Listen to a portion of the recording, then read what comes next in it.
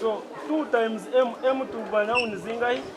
Embereji nukwetwira hishomereri kandi nangwa n'abazire bakaba batandika ko mbeke combeko konka cyabarema mbweno bwa hatabigeno bashomera umuntu ndubare tukakoraho fundraising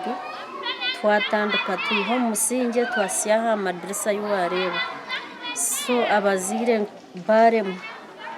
twareba abana batineho kushomera twaronde cyo gukora cyabura nuko kugira ngo reka tu improvising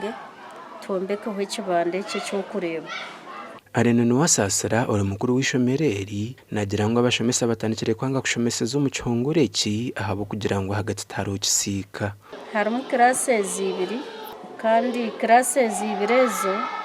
nura rwagati separatingire umushomesa kuba kuriya nahurizana n'undi jo wakunuye icyo nacyo nekizo bukiryaho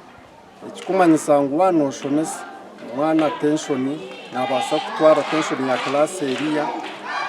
arve achiwano shomesa kandi obuzubo butwine enzura yaheza kugwa abana bo kureba aba ntibagita nabandi atikimanyisa ngo kushomesa tukuru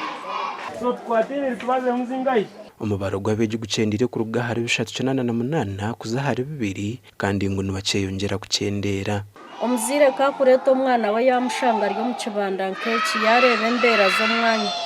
of course amwiyaho mutwara so mwanya gutwabire twina abana binji konke mbera haro staff quarters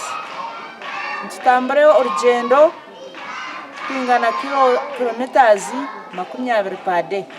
twizera kushomesa no bishomerere rya hamusingirwe kanisa mukuru w'ishomero nagira ngo terefiro na kace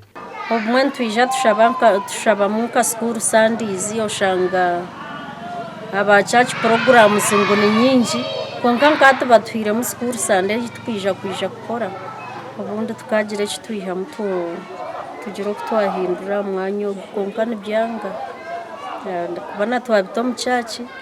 nibaba bazire tubine sente nawe mberera imbe munonga babeje bina amasuko mingi ngo nibija kugira abamuntu baba mu gasho